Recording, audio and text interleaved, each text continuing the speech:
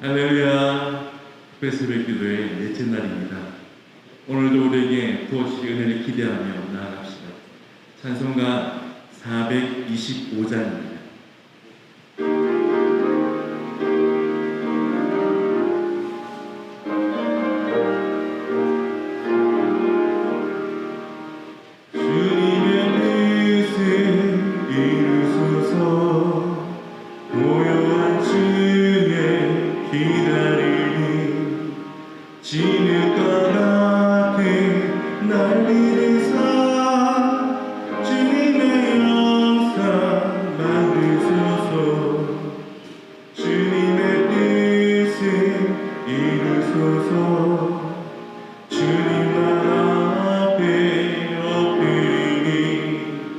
나의 영성을 살피시사 눈보다 이게 하옵소서. 주님의 뜻을 이루소서. 병들어 몸이 피곤할 때 권능의 손을 내게 펴사 감격해 하여 주옵소서. 주님의 뜻을 이루소서. 온전히 나를 주장하사 주님과 함께 동행하는 만민이 알게 하옵소서. 아멘. 하나님 아버지, 은혜를 감사합니다. 신년 특별 새벽 기도의 네 번째 날을 맞이하였습니다. 매일매일 주 앞에 나와서 기도하고 예배하지만 신년 초 특별히 이 한 해를 주님께 의탁하기 위하여 저희가 더 간절한 마음으로 이 시간 각자 있는 처소에서 주 앞에 간절히 엎드려 경배하며 주께 예배하고 기도하오니 하나님께서 지켜주시고 하나님 역사하여 주시고 아버지 하나님 우리의 예배를 받아 주시옵시며 한량없는 은총 베풀어 주시옵소서. 오늘도 주의 은혜 가운데 나가기 원하오니 주여 인도하여 주시옵소서. 우리와 우리의 가정과 우리의 자녀들과 우리의 교회와 우리의 모든 행하는 일 가운데 하나님 일일이 함께하여 주시옵소서. 감사하고 예수님 이름으로 기도하옵나이다. 아멘. 오늘 아침에는 우리 하나님 말씀 창세기 29장 1절로 11절 말씀을 묵상하고 또 주의 말씀이 주시는 교훈을 우리가 받아 또 잘 지켜나가기를 원합니다. 제가 봉독하겠습니다. 창세기 29장 1절로 11절입니다. 야곱이 길을 떠나 동방 사람의 땅에 이르러 본즉 들에 우물이 있고 그 곁에 양 세 떼가 누워 있으니 이는 목자들이 그 우물에서 양떼에게 물을 먹임이라. 큰 돌로 우물 아귀를 덮었다가 모든 떼가 모이면 그들이 우물 아귀에서 돌을 옮기고 그 양떼에게 물을 먹이고는 우물 아귀 그 자리에 다시 그 돌을 덮더라. 야곱이 그들에게 이르되 내 형제여 어디서 왔느냐? 그들이 이르되 하란에서 왔노라. 야곱이 그들에게 이르되 너희가 나홀의 손자 라반을 아느냐? 그들이 이르되 아노라. 야곱이 그들에게 이르되 그가 평안하냐? 이르되 평안하니라. 그의 딸 라헬이 지금 양을 몰고 오느니라.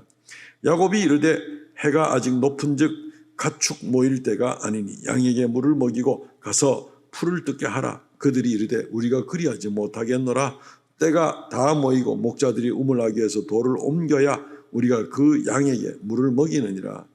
야곱이 그들과 말하는 동안에 라헬이 그의 아버지의 양과 함께 오니 그가 그의 양들을 치고 있었기 때문이더라. 야곱이 그의 외삼촌 라반의 딸 라헬과 그의 외삼촌의 양을 보고 나아가 우물 아귀에서 돌을 옮기고 외삼촌 라반의 양떼에게 물을 먹이고 그가 라헬에게 입 맞추고 소리내어 울며 아멘. 11절까지 봉독하게 되었습니다. 오늘 이 말씀을 중심으로 하나님의 인도하심을 알라라는 제목으로 말씀을 상고하겠습니다. 하나님이 우리를 어떻게 인도하시는가를 아는 것은 우리에게 굉장히 중요한 일이죠. 우리는 허공을 치는 인생을 사는 게 아니지 않습니까?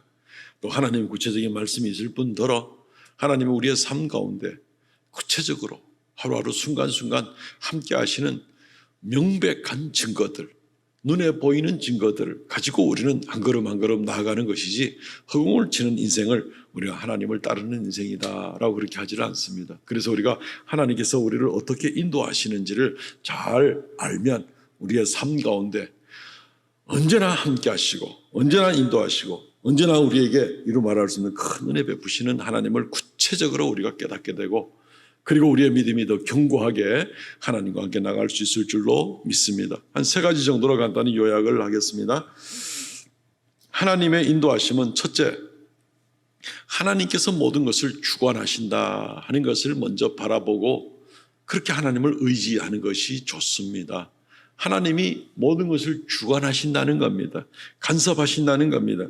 오늘 29장 1절 한번 보십시다.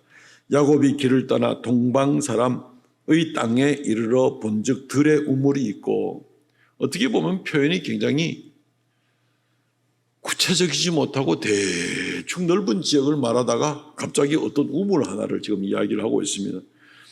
동방 사람의 땅에 이르러, 이것보다 넓은 표현이 어디 있습니까? 그러다가 우연히 어떻게 보니 들에 우물이 하나 있는 겁니다. 동방에 어디 우물이 하나만 있겠습니까? 또 어떤 우물인지 어떻게 알겠습니까? 알지 못하는 가운데 있습니다. 그런데 어쨌든 이렇게 표현을 하고 있습니다. 거기서 우연히 어떤 동방 사람의 땅에 가게 되었고, 야곱은 지금 그 넓은 아람 땅이라는 것이 오늘날 전체 터키 지역이나 마찬가지인데 그 넓은 아람 땅에 어디로 갔는지에 대한 구체적인 그 내용이 없어요. 근데 어쨌든 야곱이 갔어요. 그리고 야곱은 초행길이에요. 전에 외삼촌 라반의 집에 한번 가봤다든가 이런 거 전혀 없어요. 그냥 갔어요. 가고 우연히 어떤 우물을 만나게 되었고, 그리고 오늘 내용을 보게 되면은 거기서 정말 놀랍게도 이 라반의 딸 이 라헬을 만나는 거예요. 라헬을. 어떻게 이게 가능한가? 어떻게 그 시간대에 그게 그렇게 마주치게 될 수 있는가? 이게 너무 신기하지 않습니까? 그죠?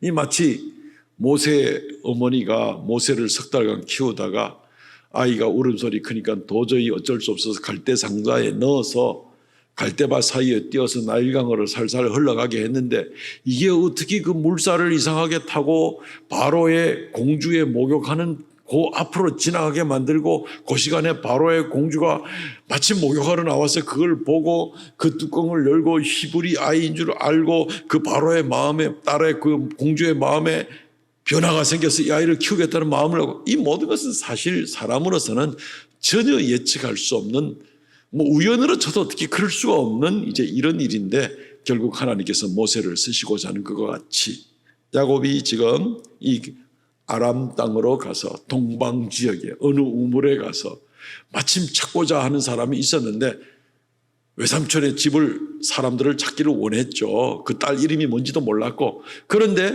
거기에 마침 거기에서 외삼촌의 집안을 아는 사람들을 만났고, 또 조금 있다가 보니까 거기서 외삼촌의 딸 라헬을 만나게 되었고, 그리고 여차저차 이야기가 풀려나가는 것, 너무나 신비하고 오묘한 이야기가 아닐 수가 없는 것입니다. 겉보기에는 우연도 세상에 이런 우연은 없을 것이다 이렇게 생각을 하고, 아마 어떻게 믿음이 없는 눈으로 보면은 어떻게 참 그래 기적같이 간당간당하게 정말 바늘구멍으로 끼워 맞히는 듯이 어떻게 그럴 수가 있었나 싶겠지만, 하나님께서 섭리하시면 사실은 이것은 정확하게 섭리하실 수가 있는 겁니다.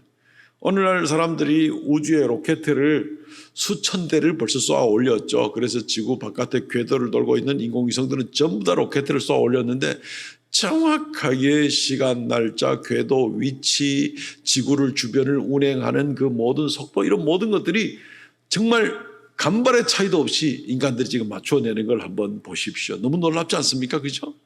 바람 방향이나 바람 세기만 달라도 모든 것이 뒤틀려질 수 있는데, 그것마저도 예측하고 인간들이 정확하게 쏘아 올려서 이 궤도 운행을 하도록 하는 걸 보십시오. 너무 신기하지 않습니까? 그럼 하나님은 어떨까요? 하나님이 이 일을 맞추는 것은 일도 아닙니다. 너무너무 쉽습니다. 하나님 볼 때. 하나님이 그렇게 만드시는 거니까 더군다나 하나도 어려운 것이 없는 거겠죠. 우리의 삶 가운데에서 우리는 먼저 이것을 인정해야 됩니다. 모든 것이 하나님의 손에 달려 있습니다. 하나님이 시간을 맞추십니다. 하나님이 사건의 결과와 모든 일들에 대해서 하나님께서 인도하시는 겁니다. 야곱은 알았을까요? 몰랐을까요? 모르고 갔는 건 맞아요. 근데 하나님이 주권적으로 역사하신다는 것. 그러나 적어도 야곱의 마음속에는 내가 어디를 가든지 내가 너를 지킬 것이고 너와 함께 할 것이다. 이 약속 우리가 어제 아침 말씀에서 들었지 않습니까? 야곱은 그걸 가지고 나가는 겁니다. 우리는 어떨까요? 우리도 오늘 일을 모르고 내일 알지 못하고 살아갑니다. 그러나 우리도 야곱과 같은 동일한 약속을 가지고 살고 있습니까? 그렇습니다. 우리도 동일한 약속을 가지고 살고 있죠. 하나님이 어디를 가든지 너와 함께 하실 것이고 내가 지킬 것이다. 그 말은 하나님이 여전히 우리 모든 것을 섭리하고 주관하고 계신다라는 그런 말씀이 되지 않습니까? 그러므로 사랑하는 성도 여러분, 하나님의 인도하심을 어떻게 아느냐 할 때 대전제로 먼저 이렇게 생각하시기 바랍니다. 하나님이 모든 것을 주관하시고 인도하실 줄 믿습니다. 의지합니다. 선하게 인도하여 주옵소서라고 그렇게 하나님 내일 무슨 일이 일어날지 어떻게 인도할지 오늘 나한테 미리 알려켜 주십시오. 이거 필요 없습니다. 그게 아니라 언제든지 함께 하시기 때문에 맨날 물어서 뭐합니까? 내일 가면 하나님이 함께 해 주실 거고 모레 가면 모레 또 함께 하실 것이고 10년, 20년 하나님께서 우리를 이 땅에 불러가실 때까지 끝까지 한순간도 떠나지 않고 늘 함께 하실 텐데 그거 맨날 물어서 뭐합니까? 물으나 마나 여전히 오늘도 함께 하신 하나님이실 텐데 이 믿음 굳게 가지고 나가시기를 바랍니다. 두 번째, 하나님의 인도하심을 우리가 좀 더 분명하게 하려면 우리의 변화된 모습이 필요하다는 겁니다. 야곱은 변화되는 모습이 있습니다. 우리가 오늘 10절 말씀에 보면은 이런 부분이 있습니다. 야곱이 그의 외삼촌 라반의 딸과 라헬과 그의 외삼촌의 양을 보고 나아가 우물나기 위해서 돌을 옮기고 외삼촌 라반의 양떼에게 물을 먹이고 듣고 보니까 정말로 찾던 그 사람을 이렇게 인도해 주는 게 너무 놀라운데 야곱이 이제 엄청난 수고를 합니다. 우물나기를 막았던 큰 돌을 야곱이 치워내고 그들을 위해 서비스를 하고 수고를 하는 겁니다. 물을 먹이고 나가지고 나중에 또 다시 덮어놓고 그래 했겠죠. 어떻게 이런 일이 가능할까? 어떻게 보면 이거 뭐 신사도답게 그렇게 하면 되겠지 이런 생각이겠지만 이전에 야곱은 그렇지 않았거든요. 이전에 야곱은 자기 수고하지 않고 자기 형에게 주어진 것을 붉은 죽 한 그릇으로 자기가 뺏어가기를 원했고 자기는 들어가서 사냥하거나 이런 것을 하지 않고 그냥 집안에 있는 연수 잡아가지고 어머니 손에 의탁해서 쉽게 일 처리하고 싶었던 것이 그게 바로 야곱이었죠. 그런데 야곱이 지금 어떻게 하고 있습니까? 수고하고 있습니다. 다른 사람을 위해서 섬기고 나가는 그런 모습을 보게 되는 겁니다. 야곱이 점점 변화되어가는 그 모습을 우리가 오늘 본문 가운데서 볼 수가 있는 것입니다. 결국 이 일로 말미암아서 야곱은 귀한 결과를 얻게 되는 것을 우리가 보게 되는 겁니다. 하나님의 인도하심, 하나님의 그 약속, 하나님의 함께 하심이 우리에게 구체적으로 드러나는 시점들이 언제 더 구체적으로 드러나는가 하면은 우리가 이웃을 위하여 사랑의 수고를 감당할 때,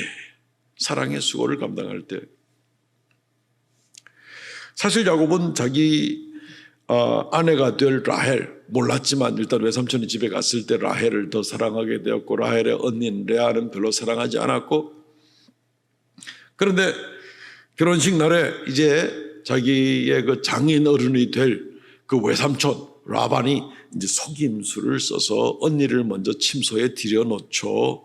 그리고 야곱은 또 일을 7년을 또 해야 된다고 요구를 받게 됩니다. 약속을 어긴 사람은 외삼촌이니까 네가 내 딸 라헬을 사랑하느냐? 그럼 라헬을 위해서 7년을 봉사해라. 야곱이 7년을 봉사했습니다. 그러니까 이제 딸 주십시오라고 이제 결혼을 하니까 값을 다 치렀습니다. 바꿔치기 한 것은 외삼촌입니다. 그러니까 야곱은 레아를 위해서 다시 7년을 봉사할 아무런 이유가 없는 것이죠. 외삼촌이 사기를 쳤으니까. 그런데 야곱은 어떻게 합니까? 또 7년을 또 봉사하는 그런 모습을 보게 되는 겁니다. 유대 랍비들은 이렇게 생각을 합니다. 야곱이 이렇게 받아들이게 된 것은 레아의 감정을 존중하기 위한 것입니다. 만일 그가 오직 값은 라헬을 위해서만 지급되어야 하므로 라반의 이 제안을 거절했다면 레아는 비참하게 됩니다. 여기서 토라는 우리가 다른 사람의 마음을 상하게 해서는 안 된다는 것을 말해주고 있습니다. 유대 랍비들은 이렇게 이 본문을 해석을 하고 있습니다. 다른 사람의 마음을 상하게 하느니 내가 좀 더 수고하겠다.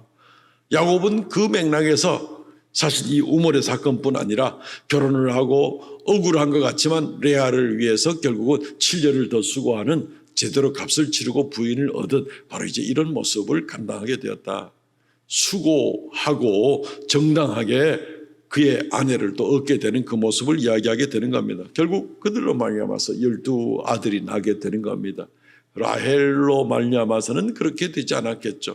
어쨌든 뭐 몇 명의 부인이 가능하느냐 이런 주제를 떠나서 그런 환경 고대 사회에 그런 과정으로 진행됐을 때 야곱의 이런 수고 정당한 대가를 치는 것을 통해서 야곱은 12아들을 놓고 그것은 12지파가 되고 이스라엘의 국가의 근간을 이루게 되는 놀라운 역사. 야곱이 배려하고 수고하고 나가는 어떤 이런 모습들, 그걸로 인해서 이전과는 다른 변화된 그런 성화의 모습을 가지고 나가게 될 때에 하나님께서 야곱에 행하신 놀라운 섭리, 하나님의 뜻이 이루어지게 되더라는 것입니다. 야곱이 어머니 뱃속에서부터 벌써 신탁을 받은 큰 민족을 이루게 되겠다는 그 놀라운 예언이 말씀이 바로 이런 수고를 통해서 이루어지게 되더라는 겁니다. 야곱은 어떤 면에서는 하루하루 그날 오늘 내가 쏘갔네. 그렇지만 내가 참고 수고를 해야지. 야곱이 알 수 있는 것은 그거밖에 없었을 겁니다.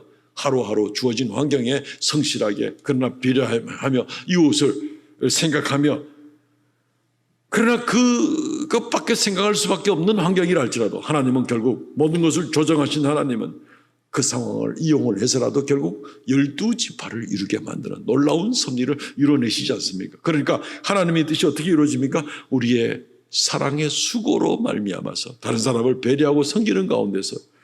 그러니까 오늘 하루 이 한 해 동안 어떻게 하면 하나님의 놀라운 섭리와 인도를 놀랍게 드러낼 수 있을 것인가 막 여기에 대해서 너무 흥분하고 여기저기 찾아다니지 마시기를 바랍니다. 오늘 내게 주어진 환경에서 최선을 다하고 하나님의 명령대로 이웃을 잘 돌아보는 그런 모습일 때에 하나님께서는 모든 것을 조정하시고 주관하신 하나님께서는 그 일들을 통하여서 하나님의 위대한 일들을 이루어내시게 되기 때문에 그렇습니다. 마지막으로 오늘 이 일들이 쉽지는 않을 터인데 그러나 야곱을 통해서 우리가 배울 수 있는 것은 이러한 수고는 사랑이 수고를 쉽게 만든다 하는 원리를 가지고 나가면 되겠습니다. 우리는 성경 말씀을 통하여서 구약의 십계명부터 시작해서 예수님께서 내 원수를 사랑하라는 말씀까지가 많은 우리에게 주시는 말씀들이 있습니다. 어떤 말씀들은 정말 쉽지가 않죠. 지키기가 힘들고 자존심을 내려놔야 되고 어떤 때는 손해를 봐야 되기도 하고 어떤 때는 희생을 해야 되기도 하고 어떤 때는 억울하기도 하고 여러 가지 일들, 인내심의 한계가 있을 수도 있고 여러 가지 문제가 생길 수 있겠죠. 그러나 이 일들이 너무 힘들게만 되지 않을 수 있는 방법이 있습니다. 그 방법은 뭡니까? 사랑하면 됩니다. 진심으로 사랑하면 그 일이 좀 더 쉽게 여겨질 수 있다는 것입니다. 야곱은 사랑한 라헬을 위해서 7년을 일을 했습니다. 그러나 오늘 20절 말씀에 보면 야곱이 라헬을 위하여 7년 동안 라반을 섬겼으나 그를 사랑하는 까닭에 7년을 며칠같이 여겼더라. 7년을 며칠같이 여겼더라. 정말 라헬이 정말 야곱이 마음에 들지 않는 사람이었으면 라헬을 위해서 나보고 7년을 일하라고 700년같이 느껴질 수도 있겠죠. 그런데 라헬을 너무나 사랑하니까 수일같이 며칠같이 여겼더라라는 이런 결과를 보게 되는 겁니다. 이것을 순수한 사랑이다라고 얘기를 합니다. 야곱은 결국 14년을 이 사랑의 힘으로 잘 봉사하게 되었습니다. 그러고 나면은 생각할 때 이 14년 동안 내가 양을 치고 돈을 벌었으면 엄청나게 재산을 모았을 텐데 이건 완전히 쏘가서 7년이고 나머지 7년은 좋아서 그렇다고 하더라도 이렇게 생각할 수도 있었을 거예요. 엄청나게 더 많은 것을 얻을 수 있을 텐데 내가 그냥 쏘가 사는 바람에 이거 내가 손해를 받겠다. 이런 마음을 가지면 억울하기 짝이 없겠죠. 근데 막상요, 야곱이 자기 외삼촌 라반의 집에 20년을 거하면서 두 부인을 위해서 14년을 봉사를 했습니다. 자기의 수익을 위해서는 6년밖에 일하지 않았습니다. 그런데 나중에 야, 내가 20년 동안 오로지 수익을 위해서 일했으면 얼마나 많이 벌었을까 이렇게 생각될 것 같지만 그렇지 않습니다. 이런 수고를 감당하고 나서 야곱이 품값을 위해서 6년을 일할 때 야곱이 계획하고 야곱이 하나님 앞에 부탁하는 대로 모든 것이 다 이루어졌습니다. 얼룩진 거, 뭐 검은색 나온 거 이런 것들만 내 것이고 좋은 거 다 삼촌 겁니다. 이렇게 얘기했더니만 그 다음부터는 전부 다 임신하는 양이나 염소는 전부 다 얼룩진 거, 검은색 나오는 것만 나오는, 그게 사람의 힘으로 되는 게 아니잖아요. 이게 6년밖에 일 못했다가 아닌 거죠. 이게 그 기간 중에 하나님이 마구 쏟아 부어주는데 이거는 뭐 20년을 일해도 그 정도 벌어들일 수는 없는 겁니다. 야곱은 큰 재산을 이루게 된 것을 우리가 보게 되는 것입니다. 그러므로 사랑하는 성도 여러분, 주님의 말씀이 때때로 순종하기가 어렵습니까? 순종과 성화 가운데 하나님의 뜻이 구체적으로 나타난다 그랬잖아요. 우리가 오늘 하루하루 할 수 있는 일들은 그것밖에 없다 그랬잖아요. 그런데 때때로 순종하기가 힘이 들 그런 것을 생각해 볼 수 있겠죠. 그때 우리가 한번 자신에게 물어보시기 바랍니다. 나는 주님을 사랑하는가? 주님은 나를 위하여 십자가에 달려 돌아가셨는데 주님은 나를 사랑하는 그 사랑으로, 주님이 나를 사랑하는 그 사랑으로 내가 주님을 절반만이라도 내가 그렇게 사랑하는가? 내가 주님을 사랑하면 주의 말씀을 지킬 때 기꺼이 정말 7년이 며칠같이 지나가는 그 기쁨을 가지고 나가게 될 것이고, 내가 주님을 사랑하지 않으면, 내가 교회를 사랑하지 않으면 이런 말씀 저런 말씀, 이런 순종 저런 순종을 요구할 때 아유 그것도 하기 싫고 이것도 하기 싫고 막 짜증이 나고 이럴 수밖에 없겠죠. 그러나 주님을 사랑하고 공동체를 사랑하는 그런 모습이면 내가 사랑하니까 이 말씀 순종해야지, 내가 공동체를 사랑하니까 저 말씀도 순종해야지, 이렇게 하지 않겠습니까? 야곱이 우리에게 그것을 보여주고 있습니다. 그리고 그 가운데 하나님은 이루 말할 수 없는 놀라운 축복과 은혜를, 예상 밖으로 놀라운 은혜를 주신다는 겁니다. 파스칼이라는 프랑스의 유명한 기독교 철학자이기도 하고 수학자인 그런 분을 아시죠? 방세라는 분이 사랑에 대해서 이렇게 썼습니다. 나는 그리스도 안에 있는 모든 사람을 형제와 같이 사랑한다. 그들은 모두 구속받았기 때문이다. 나는 가난을 사랑한다. 예수님도 가난을 사랑하셨기 때문이다. 나는 부를 사랑한다. 부는 불쌍한 사람을 도울 수 있는 수단을 제공하기 때문이다. 사랑이 모든 것을 가능하게 해줍니다. 우리 그리스도인들이 믿음과 사랑과 소망이 든든하게 있으면 우리는 하나님의 뜻을 이루어나가는 것이 그렇게 어렵지 않습니다. 말씀을 정리하겠습니다. 하나님의 뜻을 어떻게 우리가 알고 쫓아갈 것인가, 세 가지 정리했습니다. 하나님이 모든 것을 철저하게 항상 주관하심을 인정하시고 그분에게 의탁하십시오. 그리고 그분의 뜻이 이루어지는 방법들은 수고하고 힘쓰고 이웃을 배려하는 모습으로 오늘 하루를 살아가십시오. 그러면 그분의 뜻을 알게 될 겁니다. 그리고 사랑이 수고를 쉽게 한다는 것을 인정하고 주님 사랑하는 마음으로, 파스칼이 이 가난도 부요함도 그리스도 안에 있는 형제들도 예수님 사랑하기 때문에 이것이 다 가능한 것처럼 예수님 사랑함으로 어떤 경우라도 우리가 잘 감당할 수 있는 모습이 되면은 수고가 그렇게 어렵지만은 않게 보여지게 될 겁니다. 그러는 가운데에서 하나님의 인도하심을 분명히 하루하루 확인하고 나가게 될 것입니다. 이 한 해 동안은 주님과 동떨어진 한 해가 아니라 주님의 인도와 섭리를 하루하루 분명히 깨닫고 나가면서 확고부동한 그런 증거 가운데 살아가는 그러한 저와 여러분 되시기를 주의 이름으로 축원드립니다. 아멘. 축도하고 어제와 마찬가지로 또 통성 기도하겠습니다. 지금은 우리 주 예수 그리스도의 은혜와 아버지 하나님 극진하신 사랑과 성령의 요통하심과 새롭게 하심의 역사가 사랑하는 모든 성도들, 또 하나님을 사랑하여 어찌하든지 하나님의 뜻을 알고 주를 쫓아가기 원하는 귀한 성도들, 모든 가정의 모든 삶의 모든 연장에 영원토록 함께 있을지어다. 아멘. 오늘은 또 기도 제목 두 가지를 드리겠습니다. 우리 자녀들이 말씀과 기도로 주님과 동행하는 거룩한 사람들이 되게 하소서. 또 한국교회와 성도들이 빛과 소금의 역할을 잘 감당하여 거룩한 영향력을 끼치게 하소서. 자녀들을 위해서 기도하시고 한국 교회를 위해서 그리고 이 세상에 비추는 빛이 되기 위해서 이 시간 통성을 같이 한번 간절하게 한번 기도하겠습니다. 통성을 기도합니다. 주 하나님 은혜를 감사합니다. 특별 새벽 예배 4일째 되는 날 우리가 주 앞에 여전히 엎드렸습니다. 하나님의 뜻을 알고 그 뜻을 쫓아 하루하루 살아가기를 원합니다. 믿음으로 하나님께서 우리에게 함께 하시는 그 승리하심을 주관하심을 굳게 믿고 나가는 우리가 되게 하여 주시고 아버지 하나님이여 범사의 주를 인정하며 하나님께서 함께 하시겠다는 그 약속이 우리에게 이루어진 것을 믿고 나가는 담대함을 허락하여 주옵소서. 이 시간 우리 자녀들을 위해서 기도합니다. 우리 자녀들 한 영혼 한 영혼 그들의 현재와 그들의 미래와 모든 일들이 믿음 가운데 주를 경외하고 두려워하는 마음으로 살아가게 하여 주시고 그들의 때에 하나님의 영광이 드러나는 놀라운 역사가 더욱 나타나게 하시고 그들이 하나님과 동행하며 그들이 하나님의 복음을 증거하는 놀라운 역사가 있게 하시고 지금보다 더 놀라운 하나님의 함께 하시는 증거들을 그들의 삶 가운데 나타내 주셔서 저들이 더욱 담대하고 주 앞에 귀하게 쓰임받는 하나님 자녀 되도록 은혜 더하여 주시옵소서. 다음 세대가 다른 세대가 되지 않도록 주여 성령 충만함의 은혜를 더하여 주옵소서. 아울러서 또한 기도합니다. 한국교회가 많이 위상이 실추되고 아버지 하나님 복음 전도가 어렵고 힘든 가운데 있습니다. 우리 한국교회를 지켜주셔서 다시 한번 일어나서 세상에 빛이 되는 놀라운 역사가 되게 하여 주시고 아버지 하나님 연약한 교회들이 일어서게 하시고 일어서 있는 교회는 더 든든하게 하시며 더욱 진실하게 하나님 말씀을 쫓아 주의 영광 드러내는 귀한 교회들이 되게 하여 주시옵소서. 날마다 새롭게 하시고 주여 이 나라가 하나님의 선교 한국의 귀한 사명을 감당하고 세계 끝까지 나가서 주의 복음을 끝까지 증거하기에 부족하면 그런 나라 그런 교회가 되도록 은혜 베풀어 주시옵소서. 역사하여 주시기를 간절히 바라옵고 원하며 모든 말씀 예수님 이름으로 기도하옵나이다. 아멘.